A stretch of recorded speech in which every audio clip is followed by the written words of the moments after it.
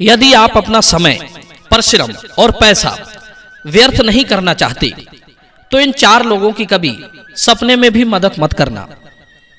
मित्रों, अच्छे लोगों को कोई समझता क्यों नहीं?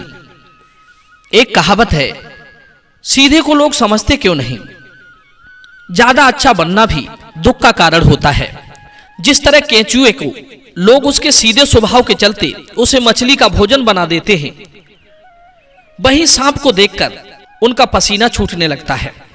जिस तरह बकरे को उसके सीधे स्वभाव के कारण उसे काटकर खा जाते हैं, वहीं शेर से उनका सामना हो जाए तो जान हलक में अटक जाती है। जिस तरह सीधे पेड़ को देखकर लोग अतिशीघ्र उसे कटवा लेते हैं, वहीं टेढ़े वृक्ष पर कोई हाथ भी नहीं रखता, वे सदियों तक खड़े रहते हैं। मित्रों, इसी तरह संसार में सीधे सज्जन स्वभाव के लोग दुष्ट पुरुषों द्वारा दबाए सताए जाते हैं। लोग उनकी अच्छी आदत को न समझकर उन्हें असमर्थ समझ लेते हैं। इसलिए कहते हैं, ज्यादा अच्छे बनोगे तो यह दुनिया नोच कर खा जाएगी। अच्छे बनो, पर अपनी रक्षा के लिए, अपने अधिकार के लिए लड़ने का साहस भी रखिए। जो लोग अपनी आत्मरक्षा के लिए, अपने अधिकार के लिए लड़ते नहीं हैं, आवाज नहीं उठाते, उनका जीवन नदी किनारे खड़े उस वृक्ष की तरह होता है जो बाढ़ आने पर कभी भी नष्ट हो सकता है। मित्रों, एक बार एक लड़का अपने पिता के साथ जंगल में घूमने जाता है। जंगल में पहुंचकर वो देखता है कि एक शेर एक हिरन को पकड़कर उसको खाने का प्रयास कर रहा है। यह देखकर बच्चे के हृदय में करुणा का भाव उत्पन्न होता है। बच्चा अपने पिता से कहता है, पिताजी, हमें उस हिरन को बचाना चाहिए। देखो ना, वो कितना कमजोर और सीधे स्वभाव का प्राणी है। वो खूंखार शेर उसको खाए जा रहा है। बच्चे की बात का जवाब देते हुए पिता कहता है, बेटी, वो शेर भूखा है, वो अपना भोजन जुटा रहा है। यदि तुम हिरन को उसकी गिरफ्त से छुड़ाओगे तो वो शेर बुरा मान जाएगा। ऐसे में वो हमें नुकसान पहुंचा सकता है। हम कर भी क्या सकते हैं?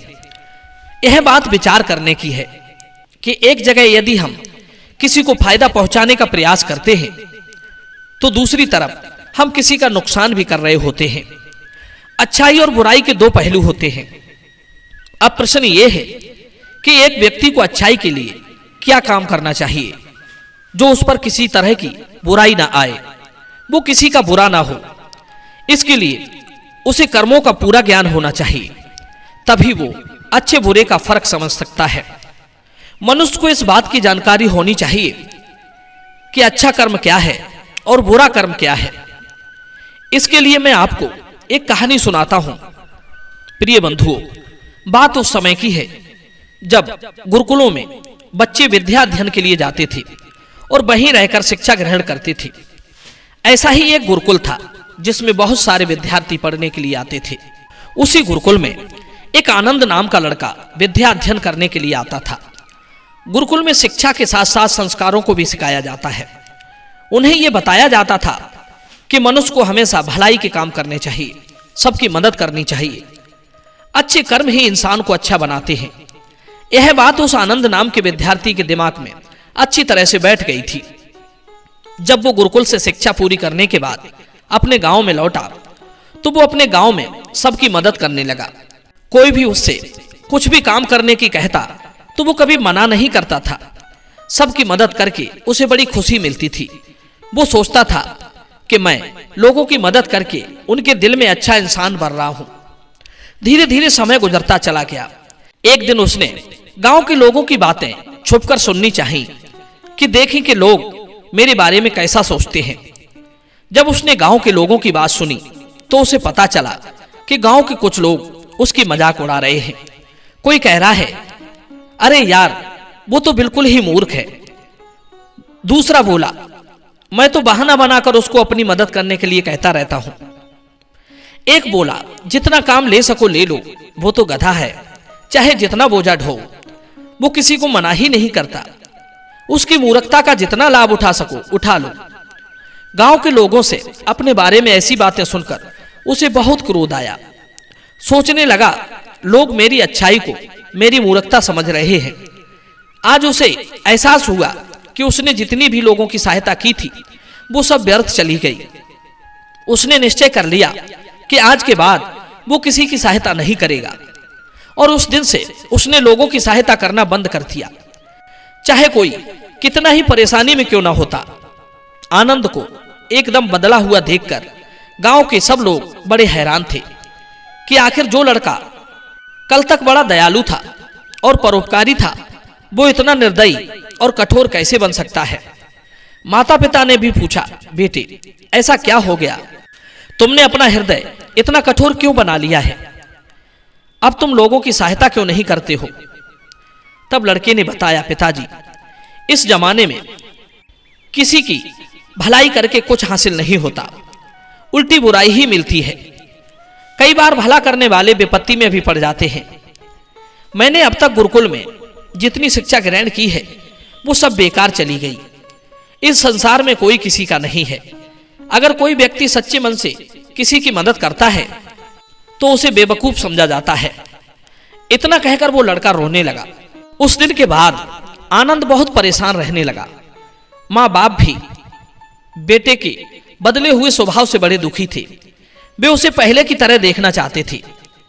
वे उसी आनंद को देखना चाहते थे जो सबकी मदद करता था, लेकिन अब वो बहुत दूर निकल चुका था। दिन पर दिन उसका स्वभाव कठोर होता चला जा रहा था। उसकी हालत भी बहुत गंभीर होती चली जा रही थी। एक दिन पड़ोस के गांव में एक सिद्ध महात्मा आए हुए थे। आनंद के माता पिता आनंद को लेकर उन महात्मा जी के पास जा रहे थे। वहां पहुंचकर उन्होंने देखा कि सिद्ध महात्मा भिक्षा के लिए गए थे और एक घर के द्वार पर वे खड़े हुए हैं। उन्होंने देखा कि महात्मा जी को एक स्त्री बहुत ही जली कटी सुना रही थी। वो कह रही थी कि इन महात्माओं को तनिक भी शर्म नहीं लगती भीख मांगते हुए। सवेरा हुआ नहीं कि भिक्षा मांगने के लिए आ जाते हैं। ऐसी बहुत सी कड़वी बातें उस औरत ने उन महात्मा जी से कही, पर महात्मा जी को उसकी बातों से बिल्कुल भी फर्क नहीं पड़ा। वे चुपचाप शांत भाव से खड़े रहे। वो औरत उन पर बड़बड़ाती रही। आखिरकार जब उन महात्मा जी को उस घर से भिक्षा नहीं मिली तो वे दूसरे घर की ओर चले गए। आनंद ये सब बड़े ध्यान से देख रहा था। कुछ देर बाद जब वो लड़का अपने माता पिता के साथ उन महात्मा जी की कुटिया पर पहुंचा, वहां उन्होंने देखा कि वही महात्मा जी वहां मौजूद हैं जिन्हें वो औरत अपने द्वार पर गालियां दे रही थी। आनंद उन्हें प्रणाम करके उनके पास बैठ गया। उसके माता पिता ने बेटे की मनोदशा के बारे में उन महात्मा जी को सारी बात बता दी कि कुछ दिन पीछे हमारा बेटे का स्वभाव ऐसा था कि वो लोगों की भाग भाग कर मदद करता था, पर अचानक इसे ऐसा क्या हो गया कि ये बिल्कुल ही बदल गया है। चाहे कोई इसके सामने मरता हो ये तो भी उसकी सहायता नहीं करता। इसका स्वभाव इतना कठोर कैसे हो गया, यही बात समझ में नहीं आ रही। इससे पहले कि महात्मा जी कुछ कहती, उनके पास एक औरत रोती चिल्लाती हुई आई और हाथ जोड़कर महात्मा जी के आगे गिड़गिड़ाने लगी। कहने लगी, महात्मा जी मेरे बच्चे को बचा लीजिए, उसे बहुत तेज बुखार है, वो कुछ बोल नहीं रहा है, बिल्कुल शांत पड़ा हुआ है। मैंने लोगों के मुंह से सुना था कि आप मेरे बच्चे को बचा सकते हो। प्रिय बंधु, वो स्त्री वही स्त्री थी जिसने अपने द्वार से महात्मा जी को जलीकटी सुनाकर खाली हाथ लौटा दिया था। उस स्त्री की बात सुनकर महात्मा जी तुरंत उस बच्चे को देखने के लिए चल पड़े। वहां पहुंचकर उन्होंने बच्चे को देखा और कुछ औषधियां पीसकर उसे दे दी। कुछ ही देर में बच्चा ठीक हो गया। अपने बच्चे को स्वस्थ देखकर वो औरत उन्हें कुछ भिक्षा देकर उन्हें प्रणाम करके घर से विदा कर देती है। ये सब दृश्य वो लड़का देख रहा था, उससे रहा नहीं गया। तो उसने महात्मा जी से पूछा कि हे भगवान, क्या आपने इस औरत को पहचाना नहीं जो उसके कहते ही उसके बच्चे को ठीक करने के लिए चले गए? ये वही स्त्री थी जब आप इसके द्वार पर भिक्षा मांगने गए थे तो उसने तुम्हें गालियां देकर द्वार से निराश लौटा दिया था। तब महात्मा जी मुस्कुराते हुए बोले, बेटे दूसरों की अच्छाई करने में कुछ एक परिस्थिति में दुख भी मिल जाता है, पर उस दुख से परेशान होकर हमें अपना स्वभाव नहीं बदलना चाहिए। वो उस औरत को अच्छी तरह से पहचान गए थे कि ये वही है जिसने मुझे गाली दी थी, फिर भी मैंने बिना किसी द्वेष भाव के उसके बच्चे को ठीक किया। यही मेरा धर्म है। बेटे, जब आप किसी की सहायता बिना किसी लालच के, बिना किसी द्वेष भाव के, बिना किसी क्रोध के करते हो तो वास्तव में वही आपकी अच्छाई होती है। मगर होता क्या है, जब भी हम किसी की मदद करते हैं तो हमारे अंदर बदले का भाव भी रहता है कि वो हमारी मदद करेगा तो ही हम उसकी मदद करेंगे। जब कोई बदले में हमारी मदद नहीं करता है तो हमें दुख होने लगता है। इसलिए जब भी किसी की सहायता करो, उससे बिना कुछ पाने की उम्मीद से ही उसकी सहायता करनी चाहिए। वास्तविक अच्छाई तो वही होती है। और हाँ, सहायता भी अपनी सामर्थ्य के अनुसार ही करनी चाहिए, ताकि वो व्यक्ति जब भी तुम्हारे साथ कुछ बुरा व्यवहार करे तो तुम्हें उसका दुख ना हो, तुम्हें ये पछतावा ना हो कि मैंने तो इसके साथ बहुत अच्छा किया पर ये तो हमारे साथ अच्छा बर्ताव नहीं कर रहा है।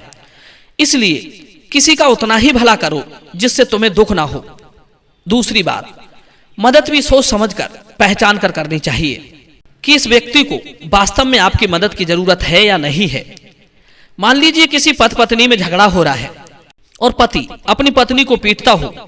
अब ऐसे में आप उस औरत की सहायता करने पहुंच जाओ और उसकी ओर से उसके पति से झगड़ने लगो, तो ध्यान रखना, वही स्त्री आपसे यह भी कह सकती है कि हम दोनों के आपस का झगड़ा था, तुम बीच में क्यों कूद पड़े।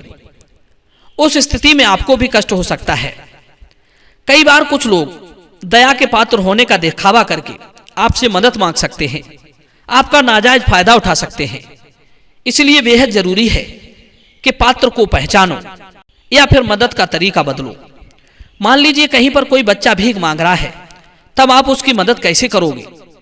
यदि आप उसे भीख देते हैं तो वो पेशेवर भिखारी बन सकता है, और नहीं देते हैं तो शायद वो भूखा रह जाएगा। अब आपको देखना है कि उसकी किस तरह मदद करनी चाहिए कि उसकी मदद भी हो जाए और आपकी मदद व्यर्थ भी ना जाए। संसार में ऐसे बहुत से लोग हैं जो मदद मांगने के नाम पर लोगों को लूट लेते हैं। उनसे भी सावधान रहना चाहिए।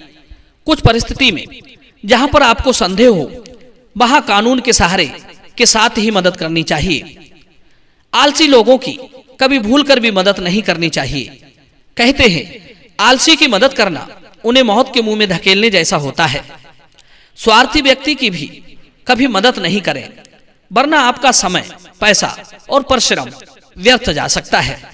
प्रिय बंधु, ये विचार आपको कैसे लगे? अपनी राय जरूर देना। मिलते हैं अगली चर्चा में, अगली वीडियो में। आप सभी का बहुत बहुत धन्यवाद। जय श्री कृष्ण।